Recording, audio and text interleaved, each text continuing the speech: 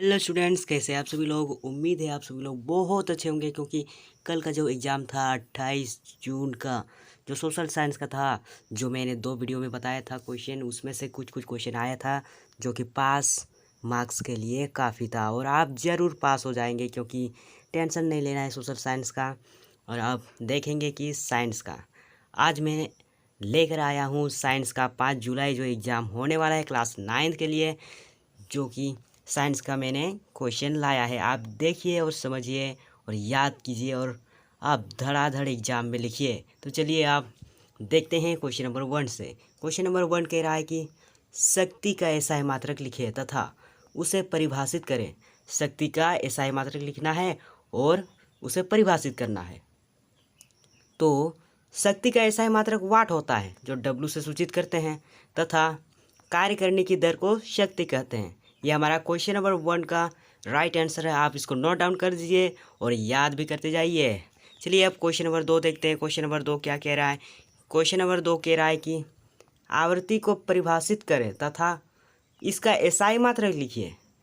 आवृत्ति जो है उसको परिभाषित करना है और उसका एसआई मात्रक लिखना है। तो देखिए, किसी वस्तु में 1 सेकंड में जितने कंपन होते हैं उन कंपन, यहाँ गलत प्रिंट हुआ है, यहाँ पर आप लिख लीजिए उन कंपन की संख्या को आवृत्ति कहते हैं। आवृत्ति का एसआई मात्रक हर्ट्ज होता है। देखिए यहाँ पर किसी वस्तु में 1 सेकंड में जितने कंपन होते हैं उन कंपन की संख्या को आवृत्ति कहते हैं। आवृत्ति का एसआई मात्रक हर्ट्ज होता है। तो चलिए अब क्वेश्चन नंबर 3 की ओर बढ़ते हैं। क्वेश्चन नंबर 3 हमारा क्या कह रहा है कि क्वेश्चन नंबर 3 हमारा कह रहा है कि एवोगाड्रो संख्या का मान क्या होता है। तो एवोगाड्रो संख्या का जो मान होता है वो होता है 6.022 इंटू 10 पावर 23। ये यहाँ का है, आप देख लीजिएगा। और आगे अब देखते हैं क्वेश्चन नंबर 4। क्वेश्चन नंबर 4 हमारा कह रहा है कि ध्वनि तरंगों को यांत्रिक तरंगे क्यों कहते हैं। ध्वनि तरंग जो है उसको यांत्रिक तरंग क्यों कहते हैं। तो देखिए, ध्वनि तरंगों को यांत्रिक तरंग इसलिए कहते हैं क्योंकि ध्वनि एक ऊर्जा है जो स्वयं उत्पन्न नहीं हो सकती। इसे उत्पन्न करने के लिए किसी न किसी प्रकार की यांत्रिक ऊर्जा की आवश्यकता होती है, चाहे हम ताली बजाएं या हथौड़े से घंटी बजाएं। इसलिए ध्वनि तरंगों को यांत्रिक तरंगे भी कहा जाता है। यानी कि ध्वनि जो है, साउंड जो है, अपने आप तो उत्पन्न नहीं होगा, कुछ ना कुछ करना पड़ेगा। यानी लोहा से मारो या हथौड़ा से मारो या ताली बजाओ, तभी ध्वनि तरंगे उत्पन्न होगी। इसी को कहते हैं यांत्रिक तरंगे। तो चलिए अब आगे बढ़ते हैं क्वेश्चन नंबर 5। क्वेश्चन नंबर 5 हमारा कह रहा है कि एक स्वस्थ व्यक्ति किसे कहा जा सकता है। जो एक स्वस्थ व्यक्ति है, किसे कहा जा सकता है कि ये स्वस्थ है। तो एक स्वस्थ व्यक्ति उसे कहते हैं जो ना सिर्फ शारीरिक रूप से स्वस्थ हो, बल्कि वह मानसिक और सामाजिक रूप से भी स्वस्थ होना चाहिए उसको।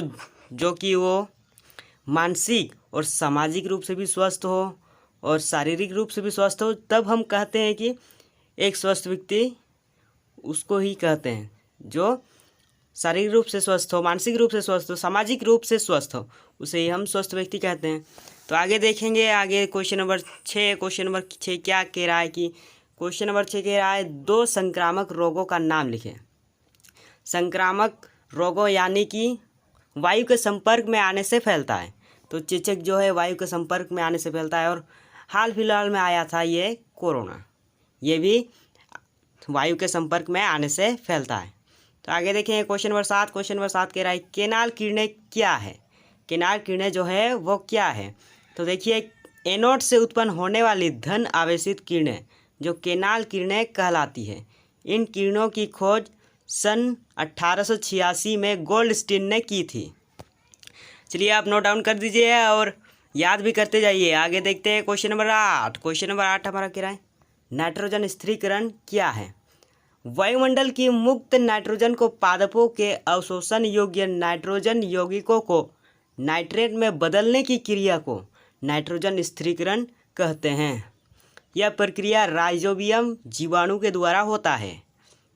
तो क्वेश्चन नंबर 8 का ये राइट आंसर है। आगे देखते हैं क्वेश्चन नंबर 9। क्वेश्चन नंबर 9 हमारा है टीकाकरण क्यों आवश्यक है। टीका जो लेते हैं वो क्यों आवश्यक है। तो देखिए, हमारे शरीर में किसी बीमारी के प्रति लड़ने की प्रतिरोधक क्षमता बढ़ाने के लिए जो दवा दी जाती है उसे टीका व वैक्सीन कहते हैं।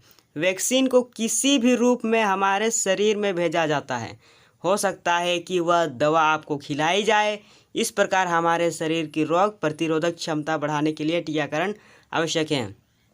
यानी जो हाल फिलहाल में जो बीमारी आया था जिसका नाम था कोरोना, जो हम लोग वैक्सीन ले रहे थे, क्यों ले रहे थे क्योंकि हमको कोरोना वायरस नहीं हो जाए, इसीलिए वैक्सीन ले रहे थे। इसका ही ये जो टीकाकरण है उसी का क्वेश्चन है, टीकाकरण क्यों आवश्यक है। इसको वैक्सीन भी कहा जा सकता है। तो चलिए अब आगे देखते हैं। क्वेश्चन नंबर 10 हमारा कह रहा है, क्वेश्चन नंबर 10 कह रहा है मलेरिया नामक बीमारी किस मच्छर से काटने से होती है। देखिए, यह आपके दैनिक जीवन का क्वेश्चन है। जो मलेरिया बीमारी बहुत आप सुने होंगे, वो किसके मच्छर से काटने से होता है, किस मच्छर से। तो ये होता है मादा एनाफिलीज मच्छर से काटने से।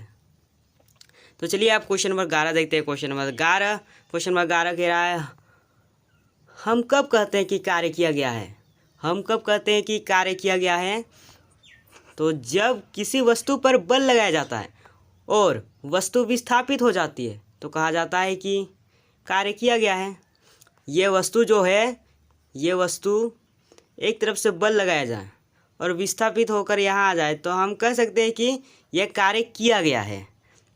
तो आगे देखते हैं क्वेश्चन नंबर 12। क्वेश्चन नंबर 12 हमारा कह रहा है कार्य का एसआई मात्रक क्या है। कार्य जो है उसका एसआई मात्रक क्या है। तो जूल होता है। कार्य का एसआई मात्रक जूल होता है, याद रखिएगा। आगे देखते हैं क्वेश्चन नंबर 13। क्वेश्चन नंबर 13 जो है शक्ति क्या है तथा शक्ति का एसआई मात्रक लिखिए। 2 को यहाँ लिखा हुआ है तो आप एक ही को मान लीजिएगा क्योंकि मिस प्रिंट है। देखिए, कार्य करने की दर या ऊर्जा रूपांतरण की दर को शक्ति कहते हैं। शक्ति का एसआई मात्रक वाट होता है। शक्ति का जो एसआई मात्रक वाट होता है, जो डब्ल्यू से सूचित करते हैं। चलिए अब आगे बढ़ते हैं क्वेश्चन नंबर 14 की और। क्वेश्चन नंबर 14 जो हमारा कह रहा है जब आप साइकिल चलाते हैं तो कौन कौन से ऊर्जा रूपांतरण होते हैं। जब आप साइकिल चलाते हैं तो कौन कौन से ऊर्जा रूपांतरण होते हैं। तो जब हम साइकिल चलाते हैं तो स्थितिज ऊर्जा, जब हम साइकिल चलाते हैं तो स्थितिज ऊर्जा में रहते हैं। स्थितिज ऊर्जा से मांसपेशीय ऊर्जा तथा मांसपेशीय ऊर्जा से यांत्रिक ऊर्जा में रूपांतरण होता है। मांसपेशीय ऊर्जा से यांत्रिक ऊर्जा में रूपांतरण हो जाता है। पहले स्थितिज ऊर्जा रहता है, इसके बाद मांसपेशीय ऊर्जा, इसका मांसपेशीय ऊर्जा से यांत्रिक ऊर्जा में रूपांतरण होता है। तो चलिए आप क्वेश्चन नंबर 15 को देखते हैं जो कि हमारा लास्ट क्वेश्चन है। क्वेश्चन नंबर 15 कह रहा है कि एक जूल को जे से सूचित करते हैं। एक जूल कार्य को परिभाषित करें। एक जूल किसी वस्तु पर किए गए कार्य की वह मात्रा है जब 1 न्यूटन का बल वस्तु को बल की क्रिया रेखा की दिशा में 1 मीटर विस्थापित कर दे तो हम कह सकते हैं कि 1 जूल कार्य किया गया है। ये जो है क्वेश्चन नंबर 15 का आंसर है। और मैंने इस वीडियो के माध्यम से जो 2 नंबर वाला क्वेश्चन था वो मैंने आपको बता दिया और इसी तरह मैं आपके लिए वीडियो लाता रहूँगा। अगर आप इस वीडियो को पसंद किए हैं तो लाइक शेयर सब्सक्राइब ज़रूर करें ताकि मैं आपके लिए इसी तरह का वीडियो लाता रहूँगा। धन्यवाद। आज के लिए इतना ही। जय हिंद, जय भारत।